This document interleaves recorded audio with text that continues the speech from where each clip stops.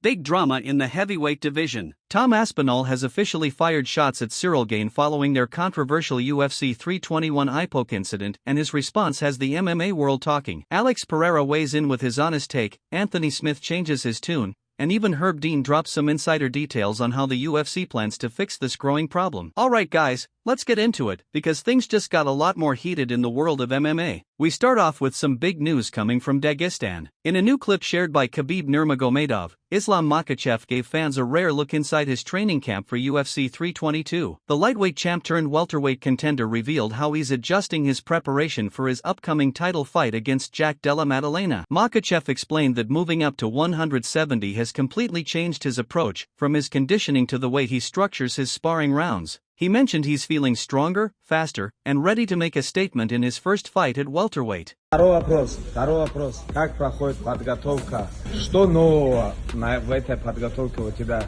Все было Чем нормально. отличается? Пока ты не приехал 2 дня назад, я начал отличаться. Нормально отвечай, давай. Чем мне отличается? Веса больше. Берхамова весит 91 килограмм. Раньше я работал с пацаном, который 84-83 весили максимум. Понял. А как сгонка на этот раз? С гонки даже не думаю. Жизнь изменилась. Да. Как на 77 перешел. Раньше всегда думал, на ужин где покушать, что покушать. Сейчас без разницы, лишь бы покушать. Работаем. But that's just the calm before the storm, because the drama kicked in when Daniel Cormier reignited an old backstage issue. Daniel Cormier isn't letting go of a recent incident where he felt disrespected by a UFC staff member. During his Good Guy, Bad Guy podcast with Chael Sonnen, Cormier opened up about what really happened off camera. He revealed that the situation actually got heated, saying he lost his temper and cussed everybody out in the room. Cormier also touched on loyalty and friendship in fighting, referencing his bond with Cain Velasquez, saying he could never bring himself to fight someone who helped shape his career. Never take an opportunity from a friend, but I also would have a hard time saying I'm a friend if I had something that I knew he wanted and I didn't give him a chance to get it. That's just me, Daniel. Yeah. So It's a tough spot. He's big, right? So Cain and I's situation was different, right? I was small enough to be able to get to 205. So I went there. Partly because I wasn't D'Elia, right? This guy's a PFL champion and he's done a lot of things in his career. My career started with Cain Velasquez and it ended with Cain Velasquez. There was no me having a career prior to joining the team. I learned everything with him. So for me, it felt impossible to fight him. Granted, I had wrestled people, like you said, but fighting is different because you're trying to end somebody. I mean, for lack of a better word, like you go in there to kill him. And I didn't want to do that with my buddy. And from the first punch that I learned to throw, he was right there showing me, Chael. And that would have been much easier it would have been much easier for him not to do that than do it because I was a heavyweight and an Olympian.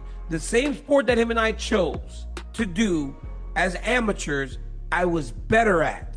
And when I walked into the room, he still took me under his wing and helped me. He could have said, this guy's going to be an issue down the line. Why would I help him? But instead he helped me. So that's why I didn't do it. But I don't know what these guys are going to do, especially if he wins. It's a reminder that even in a brutal sport like MMA, respect still matters.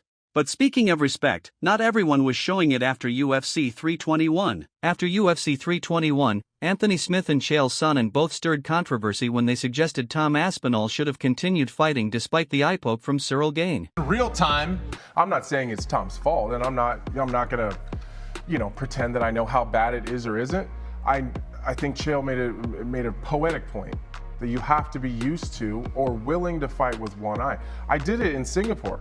You never say, I can't see if you want to continue to fight. So when they ask the question, you just nod your head and you just walk away. Like you find a way to get away from the doctor. If you want to. That didn't sit well with fans, and the backlash came fast. Now, Smith is clarifying his comments on his On Paper podcast. Issue that I have is I think my opinion is being skewed. Like, I would love for someone to go back and find a clip where I said I thought Tom was faking it, because I never said that. I never insinuated that. I never said Tom should have kept fighting regardless of how injured he was. I didn't say that. I would have never said that. The one part that maybe I probably fired up a lot of people was when Brendan Fitzgerald asked me what the narrative was going to be and what I was going to see on Monday. And I said what I thought that the narrative was going to be. And unfortunately, guys, I was right. If you look anywhere other than my comments and my mentions, it's a lot of people saying that. And it's not what I believe.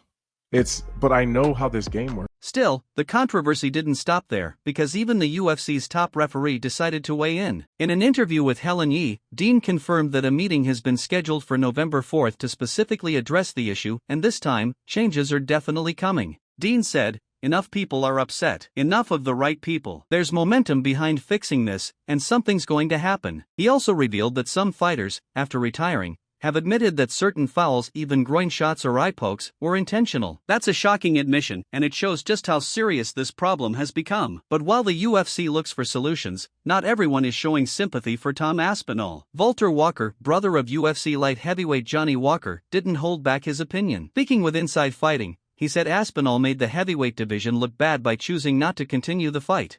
Walker claimed that as heavyweights, fighters are supposed to be modern-day gladiators, willing to go out on their shield. He even compared his own experience, saying he once broke his leg in a fight but kept going until the final bell. "I'm not scared to die inside the cage," Walker said. "Then there's this guy who got poked in the eye and pulled out. He made us look bad." But then came one of the most interesting voices in the conversation, Alex Pereira. Pereira shared his thoughts in an interview with Brazilian outlet MMA Hoji. Pereira said he's seen worse eye pokes where fighters continued, but ultimately, only Tom knows how bad it truly was. Desse fim de semana, você acha que deu uma humanizada, pelo menos pra torcida, assim, no Tom Aspinall? Acho que deu uma... baixou um pouco o hype ali, não? Baixou, mas tipo assim, não dá pra saber, né, cara, o que acontece, né? Só o cara ali mesmo. Não dá pra saber, não. A gente sabe que, ele não tava indo tão bem na luta. Mas a gente já viu casos aí também de, o cara não tá indo bem, acontecer alguma penalidade assim, o cara voltar melhor, sei lá. Não dá pra saber, entendeu? Os caras mostrando, né, o comportamento dele, até depois... Uns falando que ele tava fingindo. Cara, mas sinceramente não dá pra falar. Você viu aquele videozinho que o cara pega, ele dá umas piadinhas assim, aí ele... Eu vi. Não dá pra entender assim... Tipo, pegou um dedo mais fundo no outro, né, que ele não reclamou. No outro pegou por fora, né, mas a gente não sabe o impacto também que deu ali, entendeu? Cara, sinceramente não dá pra falar. A gente já viu coisas muito assim pior e o cara voltar, né? Mas visivelmente pior, né? Mas só estando ali mesmo pra sentir. Pereira's take was balanced, skeptical but respectful. Still, Tom wasn't done talking, because his next move broke the internet. Late Friday night, Tom Aspinall jumped on social media and fired back in true British fashion. He posted a meme of Ciryl Gane dressed as Freddy Krueger with the caption, "Halloween is coming. Ciryl Gane is ready." He even shared a photo of himself wearing an eye patch, joking, "At least I'm ready for Halloween." Then came a hospital selfie captioned, "Another day, another hospital." All three posts were later deleted. Sean Strickland is back at it again. The former middleweight champ was recently seen trolling staff members at the UFC Performance Institute, joking about his hat and making the kind of comments only Strickland could get away with. So I'm at the PI, laying the list of my friends, and they don't like my hat. She doesn't like my hat, and I'm telling her, dude, upstairs there's a Mexican Olympian. So what better hat to wear when I'm about to go violate their rights? This is the best hat. It's classic Strickland, unpredictable, controversial, and completely unapologetic. So to recap, Tom Aspinall fires back at Ciryl Gane, Alex Pereira gives his honest thoughts, Anthony Smith clears the air, and Herb Dean confirms that the UFC is finally taking action on eye pokes. The heavyweight division is full of tension right now, and this rivalry might just be getting started. Thanks for watching, guys. Don't forget to drop a like if you enjoyed the update, and hit that subscribe button so you never miss out on the latest MMA news and drama. This is your MMA Roundup. See you in the next one.